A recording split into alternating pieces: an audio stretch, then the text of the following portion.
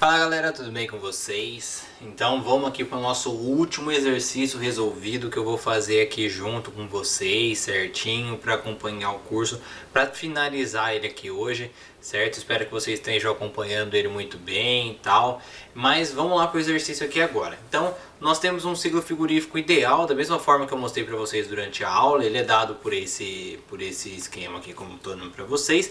Eu vou utilizar aqui, o fluido vai ser o R134A. Então, esse vai ser o primeiro exercício que eu não vou utilizar a água como fluido de trabalho, certo? Então, todas as propriedades que nós vamos utilizar aqui, eu vou pegar de tabelas termodinâmicas ou de softwares envolvendo o R134A, certo?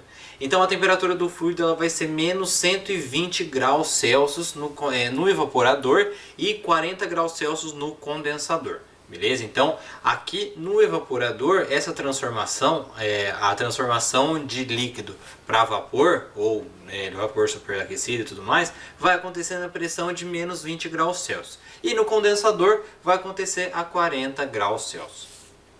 Nesse exercício vai ser o primeiro que a gente vai utilizar a vazão mássica para determinarmos o calor removido total, por exemplo. E é exatamente o que eu peço para vocês.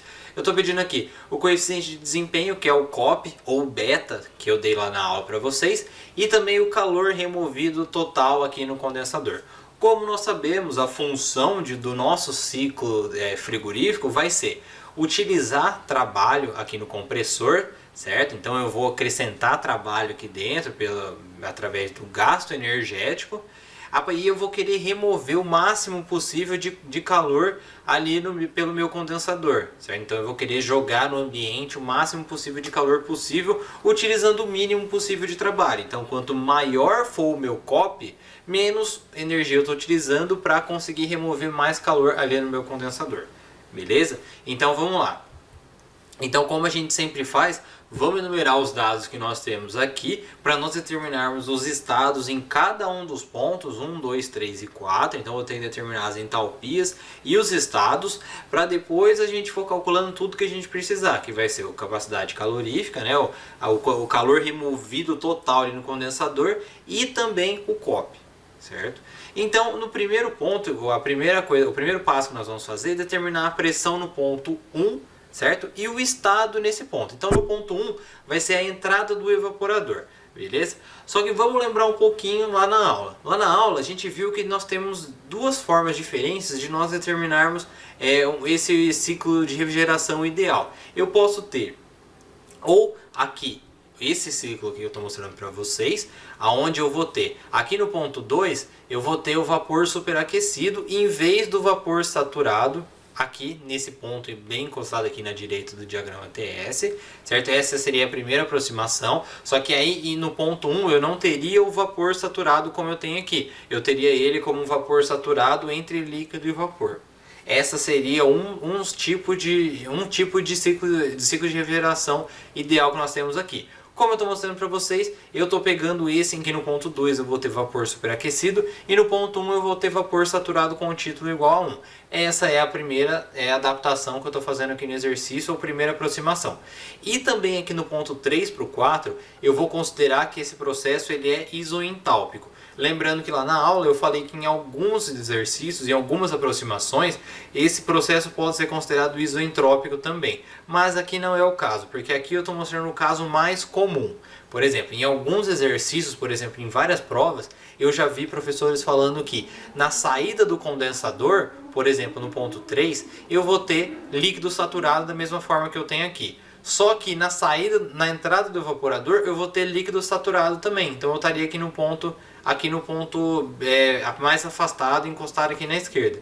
Isso depende do enunciado. Pode existir também, mas pode não existir. Aqui no caso eu estou falando do processo mais comum que nós encontramos em toda a literatura, certo? Então beleza, vamos determinar P1 e o estado. Como nós sabemos, aqui no ponto 1, nós temos o estado de vapor saturado com título igual a 1, ou seja, eu só tenho vapor aqui. Como eu falei que a temperatura no ponto 1 ela é menos 20 graus Celsius, esse processo aqui vai acontecer a temperatura constante, como nós podemos ver aqui no diagrama TS. Então, para eu determinar a pressão, eu tenho que saber a pressão de saturação para essa temperatura de menos 120 graus Celsius. Se nós formos lá na tabela, nós vamos definir que essa pressão ela vai ter o valor da pressão de saturação. Então, ou seja, é só você ir lá na tabela e você vai determinar. Com isso, eu consigo determinar os estados. Se você for lá para título igual a 1 e temperatura igual a menos 20 graus Celsius, ou seja, as propriedades de saturação para o vapor, nós vamos chegar aqui a entalpia vai ser 336,1 kJ por quilo e a entropia vai ser 1,7395 kJ por quilo Kelvin. Beleza? Então, definimos o estado aqui no ponto 1, sabendo que ele é vapor saturado, totalmente vapor. Então, agora aqui no passo 2, nós vamos ter que determinar os valores dos estados daqui desse ponto 2. Então, e o que nós sabemos do processo que acontece entre 1 e 2? Nós sabemos que ele acontece a entropia constante. Certo? Então, como nós sabemos que a entropia no ponto 1 vale 1,7395, a entropia no ponto 2 vai ter esse valor também, como eu estou mostrando aí para vocês. E o que outra coisa que nós sabemos aqui do ponto 2? Nós sabemos que esse processo acontece de forma que no ponto 3 nós vamos ter vapor superaquecido. Certo? Então, nós sabemos isso. Só que o que nós sabemos também? Nós sabemos que o processo entre 2 e 3 ele acontece a pressão constante. E nós sabemos que aqui no ponto 3 nós temos a temperatura de 40 graus Celsius e nós sabemos que temos aqui o líquido saturado, totalmente líquido. Então, se nós formos lá na tabela para o R134A a temperatura de 40 graus Celsius, nós vamos definir que a pressão no ponto 3 ela vai ter o valor que a gente vai utilizar na tabela, certo? Então, se você for lá na tabela, você vai achar o valor da pressão de saturação aqui, que vai ser o mesmo valor da pressão aqui no ponto 2. Com essa pressão e com essa entropia que nós definimos aqui, nós conseguimos determinar o valor da entropia, da temperatura desse ponto e da entalpia, sendo dado por 47,7 graus Celsius e 428,4 kJ por quilo. Certo? Então, como nós sabemos o valor da pressão e sabemos o valor da entropia, nós conseguimos determinar o valor de qualquer propriedade que nós quisermos. Isso vocês podem fazer interpolando em uma tabela, vocês podem fazer com qualquer software que, se você entrar com dois valores de propriedades, ele vai te dar o valor de qualquer outra propriedade que você tiver.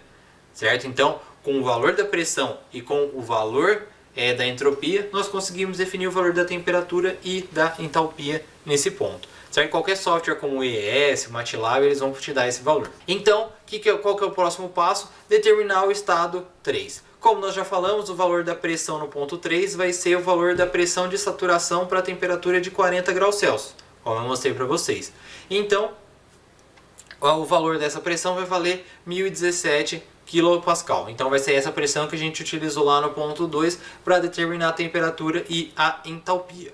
Certo? Então, com o valor da pressão aqui no ponto 3 e sabendo que aqui no ponto 3 nós temos o líquido saturado, é só a gente ir lá na tabela e definir o valor da entalpia, que vai ser 256,5 kJ por quilo. Certo, pessoal? Então, por último, vamos determinar aqui o estado no ponto 4. No ponto 4, nós sabemos que o quê? Nós sabemos que a entalpia no ponto 3 vai ser igual à entalpia no ponto 4, porque esse processo, como eu estou mostrando aqui para vocês, ele é o único que acontece de forma isoentálpica, certo? Então, o H4 vai ser 256,5 kJ por quilo. Então, com isso aqui, a gente vai poder determinar o valor do trabalho daqui do compressor. E o trabalho do compressor vai ser dado como? Ele vai ser dado por H2 menos H1. Como nós definimos o H2 e o H1, nós sabemos que o valor do trabalho vai ser 42,3 kJ por. E agora vamos calcular o valor do calor trocado, né, por unidade de massa dentro do condensador. E como que nós fazemos isso? O H2 menos o H3. Certo? Então nós vamos pegar aqueles dois valores que nós definimos durante o exercício aqui e nós vamos definir que o calor trocado por unidade de massa vai ser 171,8 kJ por quilo.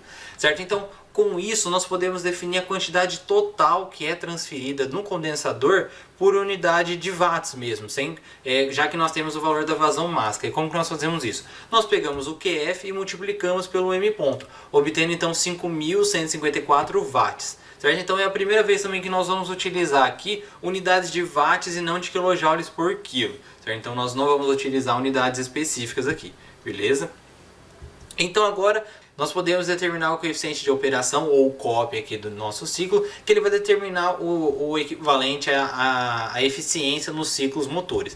Então eu vou pegar o QF e vou dividir pelo trabalho no compressor e eu vou obter então 4,064, ou seja, ele está um ótimo desempenho dele, então eu estou conseguindo remover bastante calor a partir do trabalho que eu estou fazendo dentro do compressor.